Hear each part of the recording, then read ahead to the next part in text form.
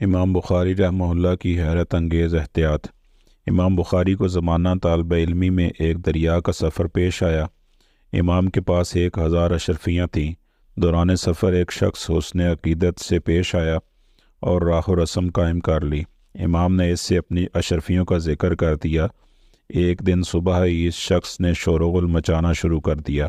لوگوں نے متعجب ہو کر اس آہ و بکا کا سبب دریافت کیا تو بولا، میرے پاس 1000 اشرفیوں کی تھیلی تھی، آج وہ میرے سامان میں نہیں ہے۔ تفتیش کے لیے جہاز والوں کی تلاشی لی جانے لگی۔